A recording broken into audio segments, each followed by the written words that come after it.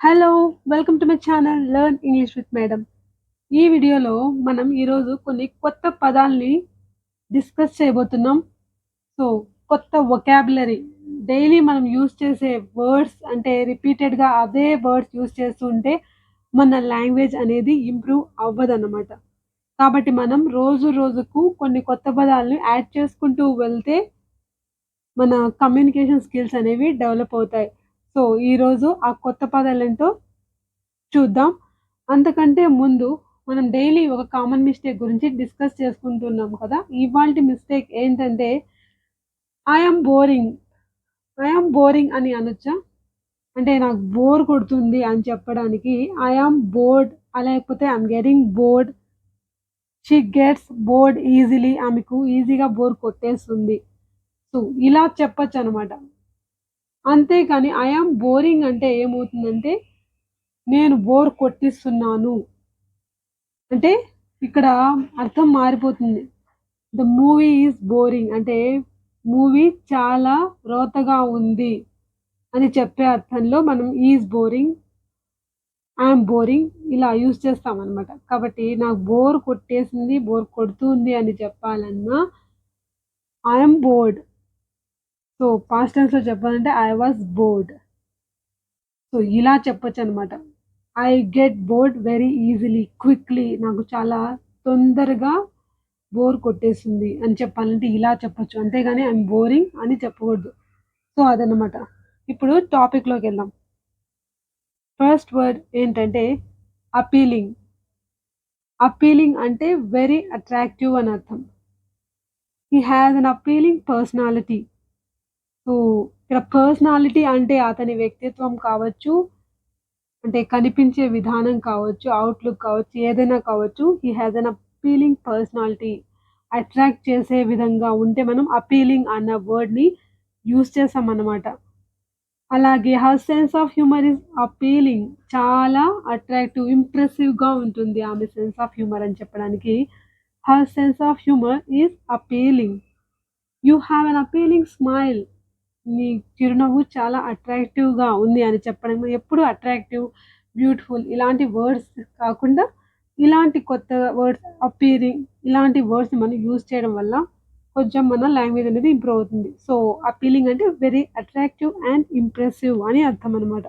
So, you have an appealing smile ఇలా చెప్పొచ్చు. So, ఇంకొక ఎగ్జాంపుల్ తీసుకుంటే I saw a little dog with appealing big brown eyes. So, చాలా attractive big brown eyes ఉన్న అంటే అందమైన కళ్ళు కలిగిన నేను ఒక చిన్న కుక్కని చూసాను అని చెప్పడానికి. I saw a little dog with appealing big brown eyes. So, ఇలా మనం అపీలింగ్ అన్న వర్డ్‌ని రకరకాలుగా యూజ్ చేయొచ్చనమాట.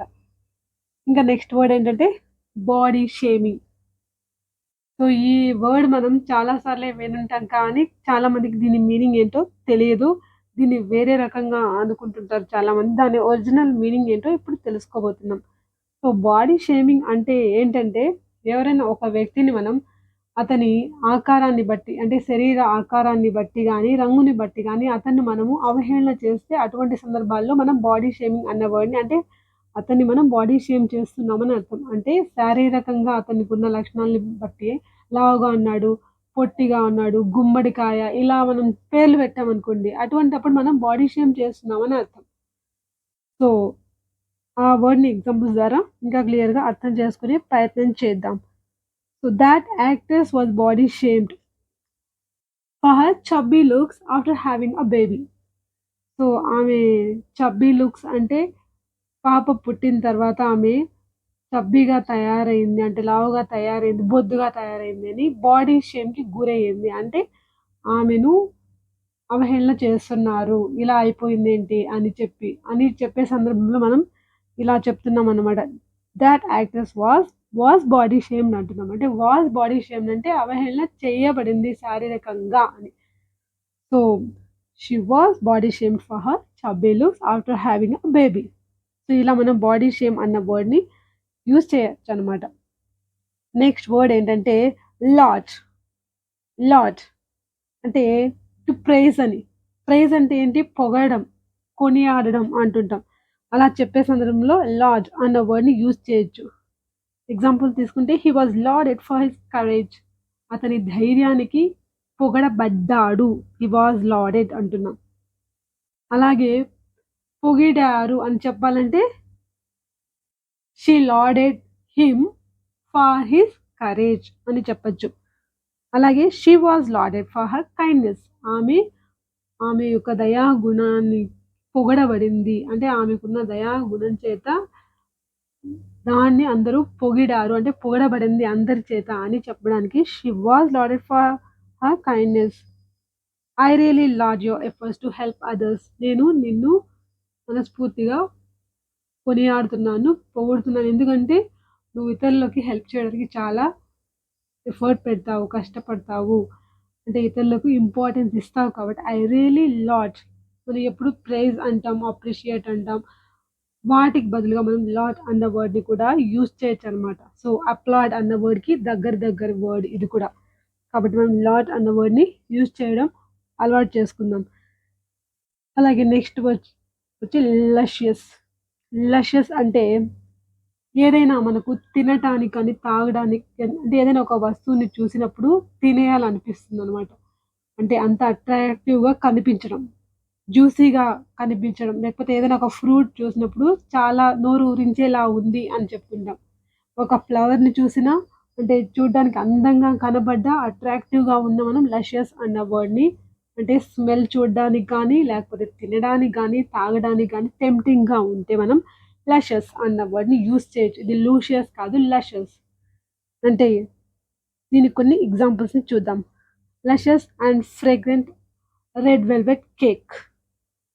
సో, తినాలనిపించే నోరు ఊరించే లషస్ అంటున్నాం. అంటే లషస్ అండ్ ఫ్రేగ్రెంట్. ఫ్రేగ్రెంట్ అంటే సువాసన భరితమైన అని. రెడ్ వెల్వెట్ కేక్ అంత అట్రాక్టివ్‌గా ఉంది అని చెప్పడానికి ఇక్కడ లషస్ అంటున్నాం. అలాగే లషస్ రైప్ స్ట్రాబెర్రీస్ అంటే ఇక్కడ జ్యూసీ చూడగానే తినేయాలనిపించేంత అని నోరు ఊరించేలాగా అని చెప్పడానికి లషస్ అంట. లషస్ రైప్ స్ట్రాబెర్రీస్. లషస్ ఫ్లవర్. సో, ఇలా మనం లషస్ అన్న వర్డ్‌ని యూజ్ చేయొచ్చు. తిరిగి ఇంకా వేరే సినోనిమ్స్ ఏంటంటే డెలిషియస్. మనం జనరల్‌గా డెలిషియస్ అన్న వర్డ్‌ని యూజ్ చేస్తూనే ఉంటాం. సో, దానికి బదులుగా మనం లషస్‌ని యూజ్ చేయొచ్చు. అలాగే మౌత్ వాటరింగ్ ఇలాంటి వర్డ్స్‌ని మనం యూజ్ చేస్తూ ఉంటాం. వాటికి బదులుగా మనం లషస్ అన్న వర్డ్‌ని యూజ్ చేయొచ్చనమాట. సో, నెక్స్ట్ వర్డ్ ఏంటంటే మెలీషియస్. ఈ వర్డ్‌ని మనం చాలా సందర్భాల్లోనే వినుంటాం. కానీ తెలియని వాళ్ళ కోసం మలీషియస్ అంటే ఇతరులకు హాని కలిగేలా మాట్లాడడం, లేకపోతే ప్రవర్తించడం అనమాట. చూడటం కూడా. హాని కలిగేలా, అతని చూపు హాని కలిగించేలా ఉంది. ఆమె ప్రవర్తన హాని కలిగించేలా ఉంది. ఇలా చెప్పే సందర్భంలో మనం మలీషియస్ అనే వర్డ్‌ని యూజ్ చేయొచ్చనమాట. ఎగ్జాంపుల్ తీసుకుంటే I found a malicious look in his eyes. అతనేదో హాని కలిగించేలా చూస్తున్నాడు. అంటే మలీషియస్ అంటే హాని కలిగే మలీషియస్ లుక్ అంటున్నాం ఇక్కడ. మలీషియస్ స్మైల్ అంటే హాని కలిగించేలా ఉండే నవ్వు. ఏదో ప్లాన్ చేస్తూ ఉంది అని చెప్పే సందర్భంలో హానికరంగా ఉన్న లుక్ అని చెప్పే సందర్భంలో మనం మలీషియస్ అంటున్నాం. His opponents have spread malicious rumours about his health. అతని ప్రత్యర్థులు హానికరమైన రూమర్స్ రూమర్స్‌ని స్ప్రెడ్ చేశారు అతని హెల్త్ గురించి అని చెప్పడానికి ఇక్కడ మలీషియస్ అంటున్నాం. మలీషియస్ అంటే హానికరమైన అని అర్థం అన్నమాట. So, their talk was slightly malicious. కొంచెం హాని కలిగించేలా ఉంది వాళ్ళ మాట తీరు, లేకపోతే వాళ్ళ మాటలు అని చెప్పడానికి దే టాక్స్ వర్ అనొచ్చు. లేకపోతే దే టాక్ వాస్ అని కూడా చెప్పొచ్చు. సో, ఈ మలీషియస్ అన్న వర్డ్‌కి మనం ఇంకా స్ప్లైట్‌ఫుల్, హాస్టైల్, బిటర్, వెనమస్ ఇది చాలా ఇంట్రెస్టింగ్ వర్డ్. వెనమస్ అంటే ఏంటి? విషపూరితమైన అంటే వెనమ్ అంటే విషం అని కదా! వెనమస్. వెనమస్ లుక్ అనొచ్చు. వెనమస్ టాక్ అనొచ్చు. ఇలా కూడా చెప్పొచ్చు. అలాగే పాయిజనస్ అని కూడా అనొచ్చు. సో, ఇన్ని రకాల వర్డ్స్ ఉన్నాయి మనం యూజ్ చేయడానికి. సో, ఇన్ని వర్డ్స్ మన దగ్గర పెట్టుకొని మనం ఒకే వర్డ్‌ని పట్టుకొని వేలాడాల్సిన అవసరం లేదు. ఈ వర్డ్స్‌ని మనం ఇమ్మీడియేట్‌గా మనం మాట్లాడేటప్పుడు యూజ్ చేసేస్తే అది మనకు ఫ్లోలో వచ్చేస్తుందనమాట. కాబట్టి నెక్స్ట్ టైమ్ నుంచి మనం రొటీన్ వర్డ్స్ కాకుండా కొంచెం సినోనిమ్స్ వైపు దృష్టి మళ్ళిద్దాం. ఓకే. సో, నెక్స్ట్ వర్డ్ ఏంటంటే పెయిన్స్ టేకింగ్. పెయిన్స్ టేకింగ్ అంటే ఏదైనా ఒక పనిని చాలా ఏకాగ్రతతో, చాలా కేర్‌ఫుల్‌గా చేయడం అనమాట. సో, ఎగ్జాంపుల్ తీసుకుంటే పెయిన్స్ టేకింగ్ అన్న వర్డ్‌ని మనం వెరీ కేర్‌ఫుల్ అని చెప్పే సందర్భంలో యూజ్ చేస్తాం. ఎగ్జాంపుల్ తీసుకుంటే the little boy was painstakingly making his toy house. ఎంత జాగ్రత్తగా చేస్తున్నాడంటే విరిగిపోతుంది అన్నట్టు. అంత కేర్‌ఫుల్‌గా చేస్తున్నాడు. తయారు చేస్తున్నాడు. పెయిన్స్ టేకింగ్‌లీ అంటున్నాం. అంటే ఇక్కడ యాడ్‌వర్బ్‌గా యూజ్ చేస్తున్నాం. పెయిన్స్ టేకింగ్ అనేది యాడ్జెక్టివ్. ఇక్కడ మనం ఎల్‌వైని యాడ్ చేసి the little boy was painstakingly making his toy house. అంటే very carefully he is making very carefully అని అర్థం అన్నమాట. సో, అలాగే ఇంకొక ఎగ్జాంపుల్ తీసుకుంటే it took months of painstaking research to write the book. So, అన్ని నెలలు పట్టింది పెయిన్స్ టేకింగ్ అంటే అంత జాగ్రత్తగా రిసర్చ్ చేస్తే ఆ బుక్ రాయడానికి వీలైంది అని చెప్పడానికి it took months of pains taking research to write the book. So, ఇలా మనం పెయిన్స్ టేకింగ్ అన్న వర్డ్‌ని యూజ్ చేయొచ్చనమాట. ఈ వీడియో మీకు హెల్ప్‌ఫుల్ అనిపిస్తే లైక్ చేయండి, షేర్ చేయండి, సబ్స్క్రైబ్ చేయండి. ఓకే. సో, ఈ వర్డ్స్‌ని మీ డైలీ కన్వర్సేషన్‌లో యూజ్ చేసే ప్రయత్నం చేయండి. Okay. Thank you. Thanks for watching.